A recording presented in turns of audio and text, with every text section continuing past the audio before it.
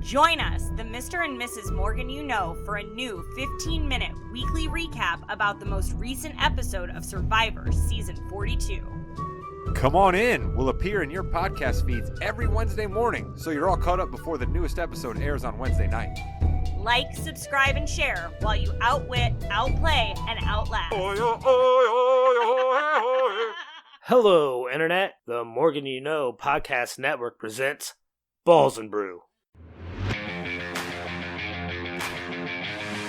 Hello and welcome back. Thank you for joining us once again for the flagship sports podcast here on the Morgan You Know Podcasting Network, Balls and Brew. I am your host, Rod Morgan. Joining me is the executive producer of this podcast, Jimmy Jamriska. Jimmy, hello. Hey, Rod. How's it going? I'm wonderful, and we are excited to hear a voice that we hear every week during the NFL season. But when it is not the NFL season, there are only certain events that bring him back on to the podcast network, and one of them is the NFL draft, which will be happening a few days after this episode drops for the people. It is the man formerly known as the Anonymous Gambler. He's our guy, the football handicapper, Josh Williams. Josh, hello. The NFL draft is in Vegas this year, boys. Let's go. Why are you not there? That's really the question I just want to start with. Why are you not there? That should be. Did you know, though, this is a random fact for anybody that's like going out to Vegas, like that gets there like on Wednesday night. The Nevada Gaming Commission actually shuts down those props 24 hours before the draft. So in Vegas, ironically, you can't even bet on these props 24 hours prior to the actual draft. You have to get there before. So you have to make plans before. Let's get this done, Rod. Let's go next year. Even I was though going it's to not say, in Vegas. so Jimmy, we have our answer right now as to why Williams is not there for the NFL draft, because he can't bet on it while it's happening. Hey, that's how we do things here. He's through and through betting, gambling, and why go to Vegas to gamble when you can do it right from your own home? Absolutely. Well, let me lay out the game plan here. We're going to touch on the NFL draft up top because you always lead with football. This is America after all. We're going to debut a new segment that will hold us over here on Balls and Brew for a little while as the NBA playoffs wrap up and as we get closer to football. We're going to debut a new segment. Stay tuned for that. And then we, of course, are going to touch upon my favorite time of the year, the NBA playoffs, as we close out at the end. But like I said, let's open up with the NFL draft. And normally, when you're talking NFL draft, you're talking about what quarterback is going to be taken number one. But this year, the hapless Jacksonville Jaguars, they, of course, have a quarterback, I guess. That's the one thing that they can say about their franchise. So a quarterback's not going number one. Mr. Williams, tell us who is going number one. Man, it depends on who you ask. We had this last year. We had the tugging back and forth with the San Francisco GM and the head coach. Remember last year, Kyle Shanahan wanted Mac Jones, and Lynch wanted Trey Lance, and the GM actually won that debate or that argument, and they ended up taking Trey Lance. This year, sounds like Jacksonville, the GM wants Walker, but the owner wants Hutchinson, the defensive end from Michigan, and the new coach, Doug Peterson, who was like 5 years removed from winning a Super Bowl in Philadelphia, actually wants an offensive lineman. They're just like kicking him down the totem pole. It's like, no, you're like third in line here. So it seems like the odds were in favor of Hutchinson early on in the draft process, but then in these last like 48 hours, the odds have switched, and now Walker is the betting favorite to go first. So it sounds like Trent Baalke and the GM is getting his way. Maybe that smokescreen. Long answer short, like I don't know who's going number one yet. I think it's either Hutchinson or Walker, I think.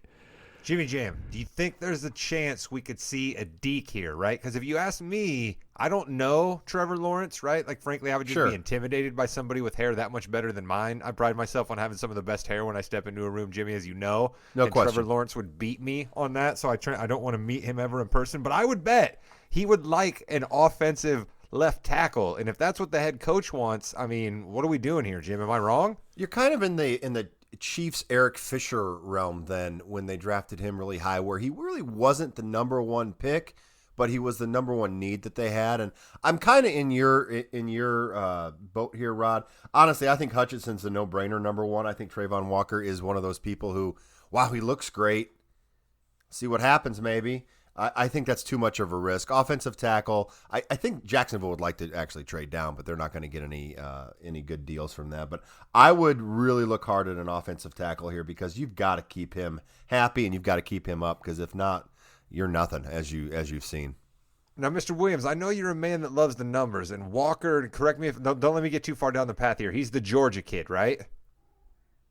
Yeah, correct. Bulky's falling in love with him because he's got like... Yeah, because he has less than 10 sacks last year, right? Or something like it'd be like the first time somebody with that low as sacks in his college career was getting drafted that high or something like that, right? Yeah, he's basically falling in love with him from what he did at the combine. Like his arms are freakishly long, but like the production that is always just works. Not there. Yeah, yeah. Mike Mamula.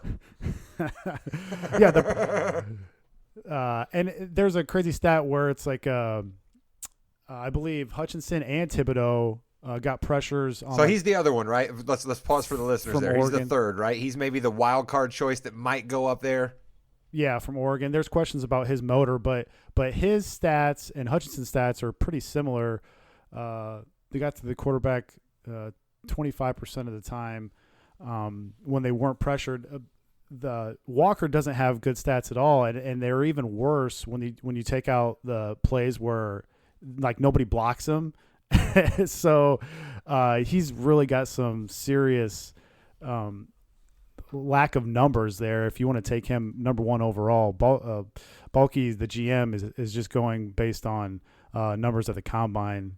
I think he's letting that influence him a little bit too much. I'm with Jimmy. I think Hutchinson should go one. If he doesn't go one, I think Detroit and Dan Campbell fly the ticket up there. Oh, absolutely. Right away. That's a Dan Campbell guy right there. Are you kidding me? Plus, he's going to be eating kneecaps and elbows and whatever else weirdness Dan Campbell's got going on up there. Plus, The he's Jacksonville in the Jaguars backyard. select Trayvon. Detroit Lions select Aiden Hutchinson. Kind of one of those things, you know. Yeah, Shay. Yeah, he's right in the backyard too with the Michigan product. But all three of those DNs are going like up in the top five, right, Mr. Williams? That's what I'm hearing is happening. I mean, Thibodeau could be sliding here because it sounds like the Jets and the Giants could possibly take an offensive tackle. Houston could take an offensive tackle also. Houston could take anything. I mean, let's be honest. Yeah. The Texans don't really have much of a team at all. Yeah, so it's pretty the information this year seems like it's not as an abundant as it was last year, and that seems to be going around. It seems like a lot more people made more bets last year. There's because the lack of quarterbacks in this draft. Look at you. That was where I was going to go next. Yeah, That's where I was going to go next. It's kind of made it tough. With predicting where everybody's going here. Jimmy Jam, let me ask you this. You and I, we're of the age where, and Mr. Williams is right there with us. Don't let me exclude him. Where the draft became a thing during our lifetime, right? And Correct, in our youngest days, it was always still really about the quarterbacks and the glory boys, and we'd hear about them, and we'd know who the number one pick was going to be, and that carried us through a college football season. And basically, that's almost come true every year in the NFL. Can you remember another year where you or I are sitting here 2 days ahead of the draft, and we're not talking about who the next glory boy quarterback's going to be? Yeah, it's been a long time. You're looking at 2014, somewhere around there, where it just you didn't see anything special. And this is one of those drafts that's really going to be good. Your long-term team building, but it's not going to have the flash. You're not going to see the $600 rookie card of the number one pick, something like that. It's going to be a slow draft. I do think quarterbacks are going to go a little higher than thought, but they're still They not always gonna go do. top They'll five. certainly Yeah. get bumped up there. Yeah. Mr. Williams, now you're the handicapper for us here. What do you think? Your best guess. When's the quarterback finally going to go off the board, and who's it going to be? Well, I mean, remember last year the Steelers really telegraphed their pick. I think they were picking 24th last year, and they picked Najee Harris, and they pretty much everybody knew what they were picking about 2 weeks before the draft. I think once again, they have telegraphed their pick. I think they want a quarterback. You mean they don't want to go with the biscuit? Yeah. How We'll dare see. you? We'll see. But they're Well, I mean, I guess they'll go with him for a little while, but they don't think he can go the full season. maybe. I mean, they're a team that has brought in Malik Willis. to the. He's the high ceiling, but maybe even a lower floor guy, right? And then Pickett, the guy out of Pittsburgh, is like, okay, he's gonna have a lower floor because he's solid, but maybe he doesn't have a high ceiling. Do I have that about right? Yeah, I mean, I think they're both questionable. Malik Willis has some very not so great stats. I think he played against two FBS Division I teams because he plays at Liberty. In those two games, he had 0 touchdowns and 5 picks. He's got some scary inaccuracy numbers. He's super athletic. Wait a minute. That was Division II, 2 games against Division II, no touchdowns and 5 picks, and this guy might be the first quarterback taken in the NFL draft. I mean, in the first round against Division I opponents. Oh, okay. Excuse me. All right, that's still pretty bad though. Right. And then you got Kenny Pickett, who up until about a couple days ago, everyone thought Carolina was taking him at number 6. I think that's went out the door. Kenny Pickett has ridiculously small hands. Really? And like the smallest hands since Michael Vick. Let me ask you this: does he also smell like cabbage? Is that do we know? Do we have any confirmation on that? I'm not sure. I'm sure it's an Austin Powers thing, Jim. Remember Carney? Yeah, I smell like cabbage. I know. Somebody can get on that for you, though. I'm sure. The Cabbage Man, Kenny Pickett. There we go.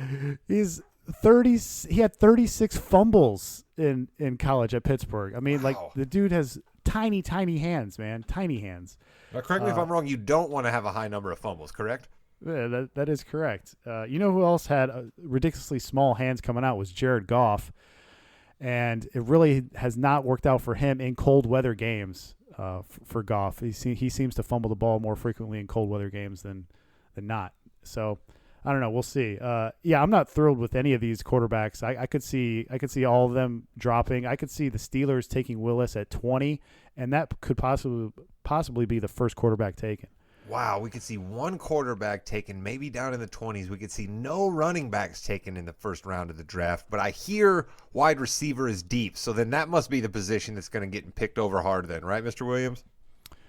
Yeah, and just for reference, if this was 10 years ago, 20 years ago, Breece Hall, the running back from Iowa State, he would be like a top 10 pick, maybe even a top 5 pick. He's got awesome measurables, but teams are smartening up now, and they're just not taking running backs in the first round. As for wide receivers, yeah, this is a pretty stacked class. Maybe not as high end at the top, but it's a pretty deep class. You can bet on over 5.5 wide receivers going in the first round. That was a pretty safe bet. The juices went way up on that. You could have found that like minus 150 earlier, but now that juice has gone way up. And there, some people even think that over 6.5 is a safe bet. You could get 7 or 8 teams drafting wide receivers this year. And the reason is that they get that 5th-year option now for wide receivers. Yeah. I mean, for anybody, but it's more important now for wide receivers with how the game is going. That market this offseason has been crazy. Yeah, and just in comparison, I mean, Jacksonville just blew their load on Christian Kirk, like paying him top 10 wide receiver number, where he's not even like a top 50 wide receiver, but they'll have to pay him.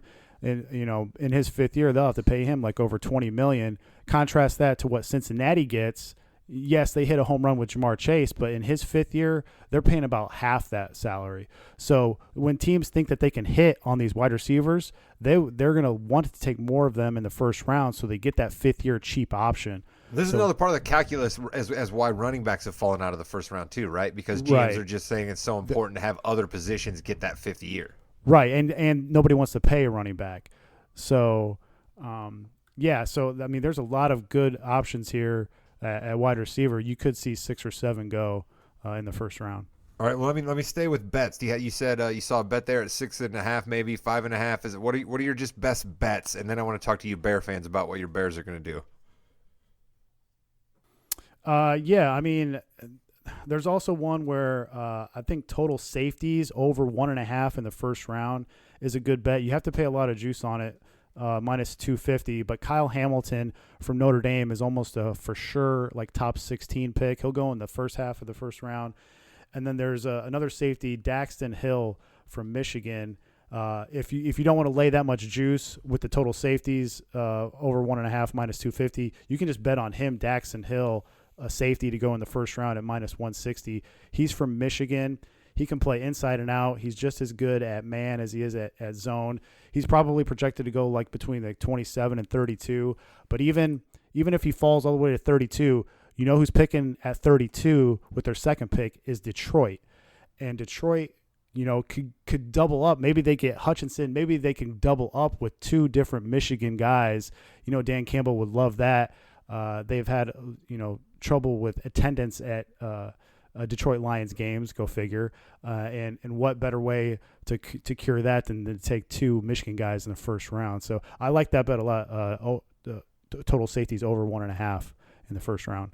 Nice. You got my guy Kyle Hamilton in there, too. I always like seeing Domers go in the first round. That'll be good to see him go. I mean, he's just the prototypical safety these days, right? He can play a little bit of strong, a little bit of free. He can cover guys. He can hit guys. He can blitz. I mean, that's just what you have to have your safeties do these days. Yeah, and he can go anywhere. I mean, anywhere probably between like 10 and 16 or 17 for Hamilton. There was even some talk that he could go, you know, top 5 there for a while. I think the offensive tackles are going to push him down in the edge rushers, and there's a couple of really good corners. So they could push him down, but he's still going to be a really good player in the pros. Another one that I like, shout out to Chris. He's not on the pod tonight, but I like the Cowboys to take an offensive lineman in the first. They got some draft ammo, right? They might be doing some things. They're picking right around 24, I believe. And Jerry Jones has said that if there's not a CeeDee Lamb or Micah Parsons available at 24, which there won't be, he said we need to take offensive line. We need to get better on the offensive line. So that's really like, it's really saying like if there's not a crazy guy who falls there to 24, that we're going to take an offensive lineman. And I believe there's an offensive guard there for Texas A&M that would fit right in. Green, I believe his name is. So, you know, Jerry Jones likes to take guys, from Arkansas where he graduated and also from the state of Texas for the Cowboys. So I like the Cowboys to take an offensive lineman with their first round pick. All right, now I know that the Colts do not have a first-round pick, and I think they don't have a second-round pick either. Mr. Williams, you might have to help me out on that. The Colts, though, are definitely not going to be involved on Thursday, and are they involved on Friday? They have the 42nd pick. Yeah. And then on right. Friday night, there'll be a second round and third round on Friday. But, yeah, they made some news this offseason getting Stephon Gilmore, really good corner. So they've made some moves this year. They definitely have to get some speed on the outside wide receiver. Speed. I mean, come on. We got speed when we got Matt Ryan, right? I mean, we're just a clearinghouse for old quarterbacks. What says speed more than an old quarterback showing up in Indianapolis, Mr. Williams? You have to. I know, and it's going to be tough for him because he's kind of got a noodle arm. So I don't know how far he can actually throw the ball down the field, but he's not going to make the mistakes that Wentz made. So. All right, well, like I said, they're not involved in the first round. A team that is involved in the first round are your fighting Matt Eberflus-led Chicago Bears. You're looking for big things out of Fields. What do you guys want in the first round? Don't give me your hat of what you think the Bears are going to do, Williams. Give me your fan hat here first. What do you want the Bears to do? No, they don't have a first round pick. We want a first round pick. That would be great. That's right. You guys had to give it up as part of the Fields deal, didn't you? We'd have 8 overall otherwise. Listen, Williams, I don't know about you, but we're talking a lot of wide receivers here, and I really want to get some offensive linemen. That's my fan hat. That's my head. That's my heart. We still need to get another solid offensive tackle. I would rather go offensive tackle than receiver here with the first pick at 39. There's so much receiver depth. I think we can maybe wait on that. What are your thoughts, or am I just crazy? No, I mean, they need so much help that I wouldn't mind just the best player available in that offensive tackle or offensive line or wide receiver. I'd just rather them go, best player available at 39. So this is kind of more of a flat draft. So they should get some decent value there, but we'll see. It's tough to figure out what they're going to do at 39.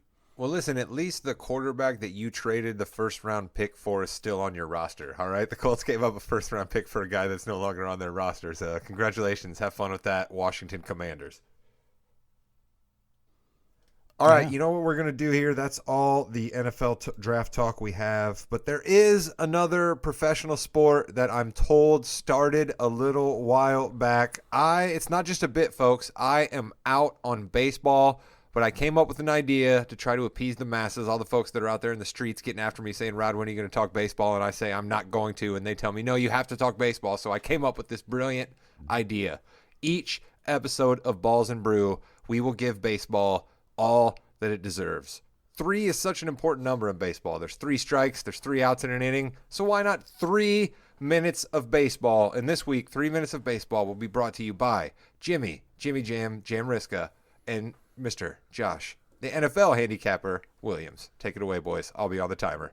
All right, Williams, of course, MLB started not too long ago, about 17 games into the season right now. I want to go to a little minor league thing, though. They've got a pitch clock going, and Williams, as the coach in the as the coach of my 8 to 10-year-old son's team, I will tell you, one of the pitchers on the other team got the ball, held the ball, and counted in his head to about 20 before he pitched every single pitch. Everyone in the stands was feeling it. We're feeling it now with people just taking all their time. But in the minor leagues, it looks like the pitch clock is actually working. What are your thoughts on that? Yeah, so they're doing this in the minor leagues. It has actually, with the pitch clock, has actually shaved off 20 full minutes off game time in the minor leagues. That's beautiful. That's beautiful. That's beautiful. Yes, we definitely need more action, during pitches. That still could be an improvement, but this is a good sign for baseball. This is definitely a good sign, and maybe it'll make its introduction into MLB 2024. Maybe. We'll minute see. in, you guys already got me semi-excited. To hear 20 minutes less of a baseball game, I'm excited, but you have 2 minutes. Okay, Yeah. so let's move on to, speaking of making it a little bit more exciting, apparently last year the MLB used 2 different balls. One that was a little heavier, one was a little lighter, one went a little further, one didn't. You know what would be a great time to introduce a ball that flew out of the ballpark quicker? The day after the NFL draft. Maybe this Monday might be a good time to introduce that second ball. What do you think, bud? Yeah, you could be onto something here. There was a recent report where they interviewed a longtime veteran pitcher that remained anonymous, but he said that it's never been easier to pitch in the major leagues with one of those balls. He said there's definitely 2 balls that are being used right now. So that is, we know that we're going to see the ball flying out of the stadium here in the summertime, sooner rather than later, because that they're going to want action, they're going to want eyeballs on these games. So you could be right, man. After the draft, we could see some more home runs coming.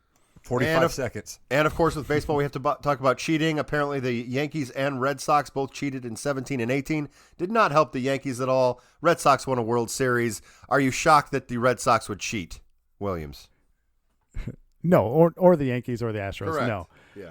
No, it was evidently it's a different type of cheating. It wasn't as bad as the Astros. Okay, that's fine. Yeah. So let me get on the soapbox for just we got like 20 seconds here. Yeah. I'm going to call out Dave Roberts for what he did about 3 weeks ago. Absolutely ridiculous. Pulling Clayton Kershaw after 7 perfect innings, not no hit innings, 7 perfect innings in Minnesota after only 80 pitches. Come on, dude. There's only been 23 perfect games in the history of baseball. They've been playing since 42. You cannot pull him after 7 innings and 80 pitches. You cannot do it. And well, he's the only one. He's the only his one. His arm has fallen off every year for the past 3 years, and you're going to leave him in there. Great call. No, he's the only one. Dave Roberts is the only one who's done this ever in the history of baseball, and he's done it twice. All right. There you go. Done. We're out. He pulled Rich Get out of Hill here. in Williams, you're out. 2016. Listen, you got extra innings, all right? See, just like baseball, right? The first baseball segment we debut on this show, it goes extra innings. That's the problem with baseball, is it always goes too long. He pulled Rich Hill in 2016 You're out. No, after you're out. perfect. It's crazy. It's crazy. Mr. Williams, we loved hearing from you again, my friend, but you will be going into hibernation. We're not going to hear from you again for a little while. Maybe we'll do a camp check-in if another big trade or something happens to go down. We'll hit the Williams bat signal, but other than that, my friend, you'll be off for a little while. Do you have any last words for the people before you go into hibernation? All right, you got to bring me back on if Dave Roberts pulls another perfect game after 7 innings. I'm gonna lose my crap. That sounds good. Listen, Jimmy might need some help with these baseball 3 minutes because, as you guys saw, all I was doing was keeping time there. So maybe I have to come back and help out with one of those. We appreciate you jumping on. Sounds good. Thanks, guys. Jimmy Jam on the other side here of a little bit of a break. Maybe we'll get it's been a while since we've dropped it for the people. Maybe we'll get a little bit of old NBA on NBC theme here for a couple of seconds, and then we'll talk NBA playoff wrap up. What do you think?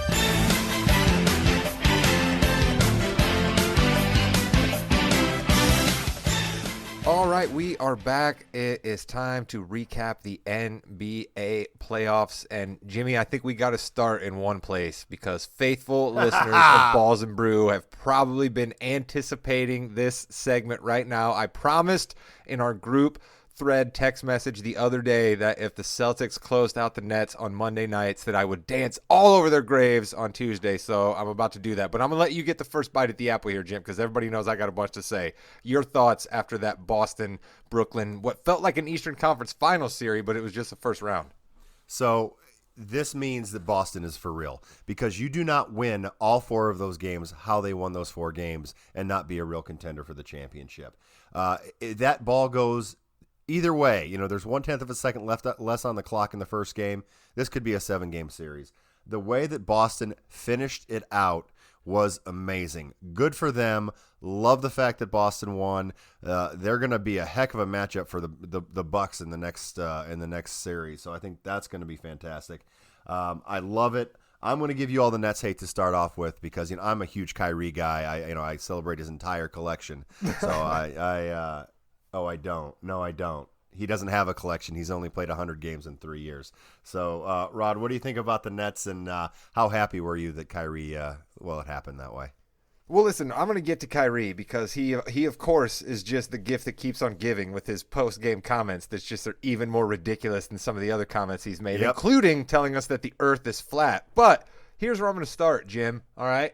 The winner is all of us who love the game of basketball and basketball itself, okay? Because the thing that was never talked about this entire year, vaccine requirements be damned, mental health be damned, a guy quitting on his team and forcing out a trade be damned. The New Jersey, now Brooklyn Nets were playing with the basketball gods by essentially saying playing together does not matter. Practicing does not matter. Playing regular season games does not matter. That narrative was forced down our throats all year long. Oh, Kevin Durant can just drop 60. Kyrie's one of the most gifted offensive scorers in the world. Ideally, theoretically, the Ben Simmons that we have on paper can help this team. But here's the problem. Ben Simmons only exists on paper. He doesn't actually play basketball any longer. He just does a fashion show on the sidelines and continues to float the idea of a phantom back injury or maybe, heaven forbid, a mental health problem, which I don't want to diminish, but the mental health problem to the best we can tell because Ben Simmons has not done an extensive sit-down interview about it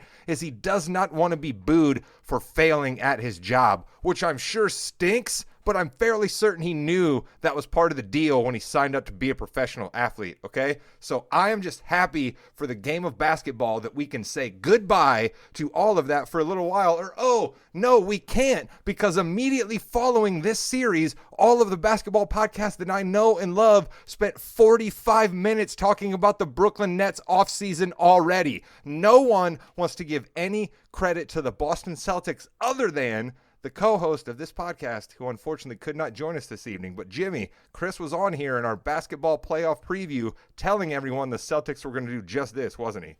Yeah, and he called it, and he was right. He was more right than a lot of the people you see on TV and other podcasts.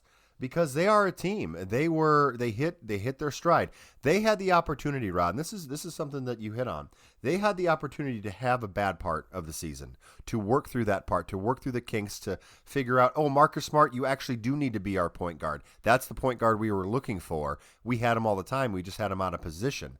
So they had the opportunity to do that as a team, and then to ascend to where they are now, whereas the Nets never had that opportunity because no one played except for Kevin Durant. You know what I mean? And let's talk coaching here real quick as well, because I love dancing all over the Nets' grave because I can't stand Kyrie and I can't stand Ben Simmons, and I used to love Kevin Durant, but he's just gotten pricklier and pricklier over the years, and he just is harder and harder to like.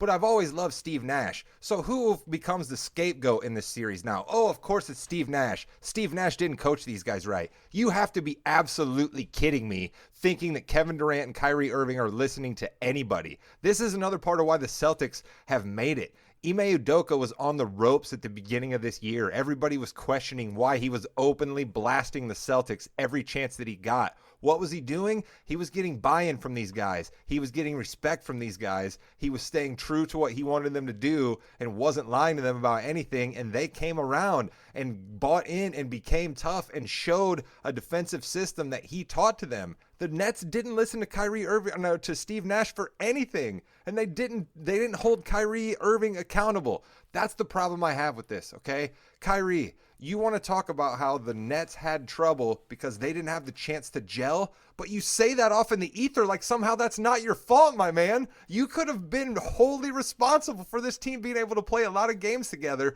but you want to talk about this nebulous other stuff and how this is just basketball, and can we focus on basketball? I'm here to talk about basketball, and I'm the voice for the voiceless. All of that stuff's garbage, man. You're accountable to your teammates and to the people that pay you a huge salary, and you said no thanks to all of them, and then at the end of the year had the nerve to say you are coming back, and you and the general manager and Kevin Durant and the owner are going to sit down and figure out the future of the Brooklyn Nets. Jimmy, have you ever heard any more selfish, unaware talk in your entire life? Every other time Kyrie talks, honestly, yes, and it's ridiculous.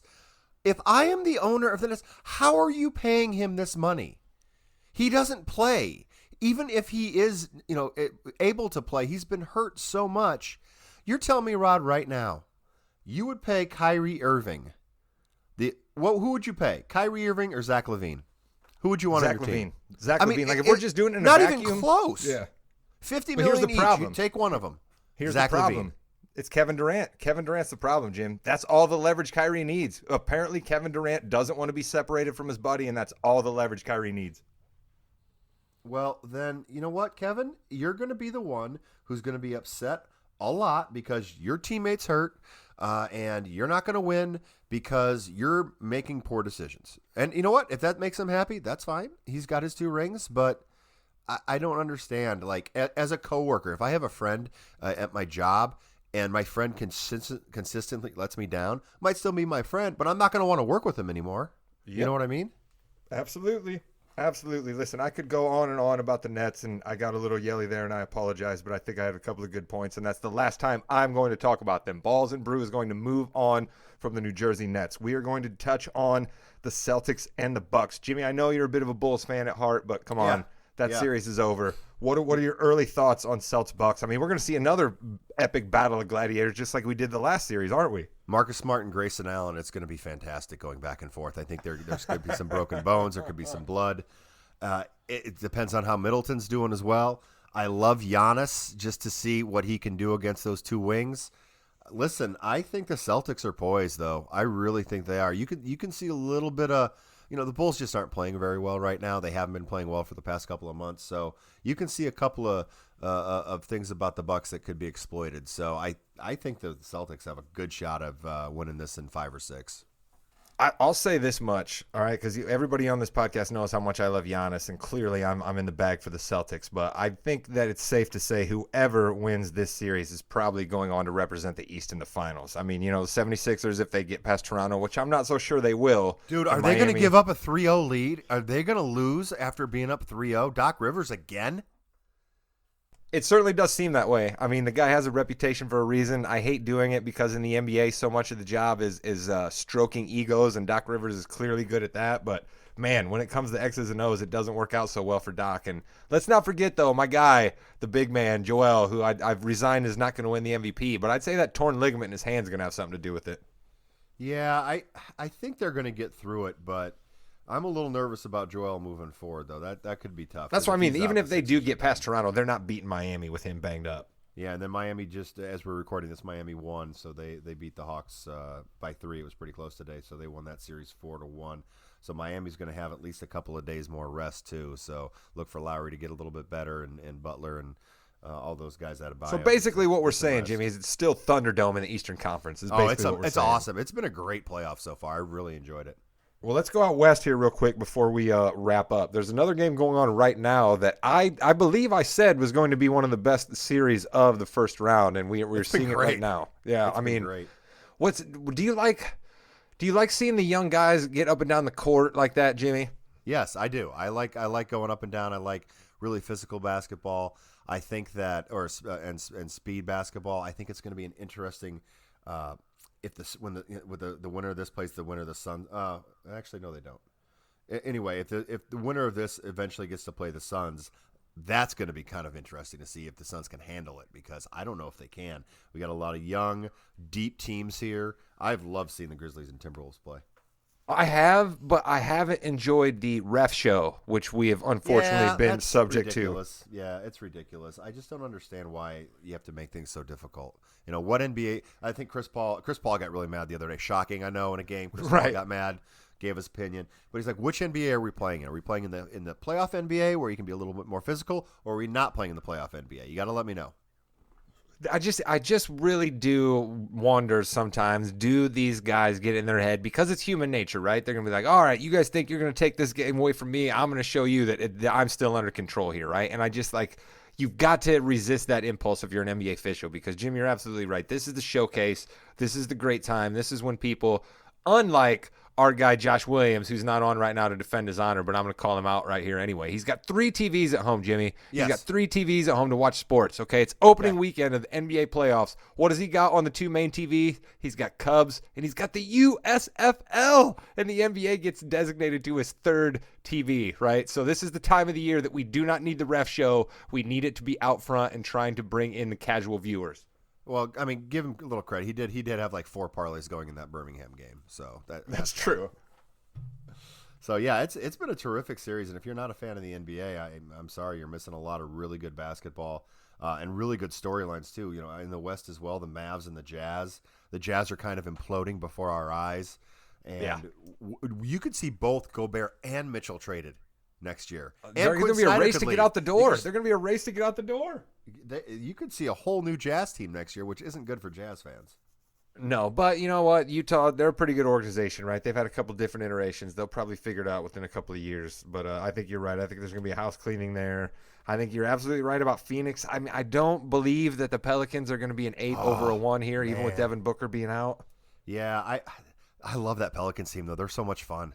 You know, if they had like a big power guy that could get rebounds and maybe a little ball handling for him, they could be unstoppable. I really wish they could maybe do that. Are you sure though? I mean, we just talked a little bit about the Nets, right? Like, I mean, honestly, I know what you're saying there, Jim. And I'm sort of with you, but I mean, but might he upset the apple cart at this point, right? I mean, Brandon Ingram scored over 30 every playoff game. This team is CJ McCollum's team right now. You know, I mean, if Zion comes in and he's trying to be point Zion again, who knows if the Pelicans we've seen that have been tough in these last 3 games would be the same. So Hot Rod is saying trade Zion. That's what you're saying? Absolutely. You know what, though? I'm telling you. Why not, Jim? Why not? Have you seen the size? Again, I don't like to body shame here, but have you seen the size of this man on the playoffs? I mean, he's already had some bad wheels. Trade the guy while he's still got a little bit of value, because clearly the team they have on the floor right now, minus him, is pretty good. They are, and they could get a lot for him. It'd be tough to write that check. We're going to have a kind of a post-mortem to the season, I'm sure, this summer, and we're going to have to talk a lot about who are we writing checks to and who are we not. And I think they're all going to get the money, but I just don't see how you would do that. Yeah. I'm with you, but I think that New Orleans, they still got some Lakers picks coming up, and we know that the Lakers have been a complete freak show, and we don't know what they're going to be like. So I just think that New Orleans has a lot of stuff on their plate, and it'd be great if Zion Williams comes back and he wants to be motivated and he wants to be part of that team, but he's not really shown that he's been a real pro team culture guy. He's been a real pro me culture guy, right? Making himself the corporation like so many in the NBA these days. So it's just going to be interesting. But Jimmy, let's borrow a little something from our wrestling show here at the end. If somehow Zion Williamson had a theme music and all of a sudden that kicked on before the pregame intro of Game 7, and somehow Jim Ross was announcing that, oh my God, it's Zion! Zion Williamson's coming out of the tunnel. I mean, that would just be great, wouldn't it? I watched a little old school honky tonk man Ultimate Warrior SummerSlam. If you haven't watched that, YouTube it, where Honky Tonk Man's the Intercontinental Champion. It's a mystery opponent coming out. And he says, I don't care, bring anybody out here. And all of a sudden, the Warrior, that music hits, place erupts, comes out. Oh, dude, what if the arena goes black, Rod? And all of a sudden, on the big screen, a big Z comes on there and hits his music. Oh, let's do it. Absolutely. Let's and then do it. maybe glass breaks, just steal that, right? Everybody loves the old glass break. Yeah. You don't want him to get hurt, though, so maybe not real glass. But yeah. That's true. That's a very good point. That's a very good point. All right, well, there you go. That's a little bit of a tease for the wrestling show. Jimmy and I will be dropping that for you later this week. We decided to come in ahead of SmackDown instead of ahead of Raw this week, so you can look out for We Know.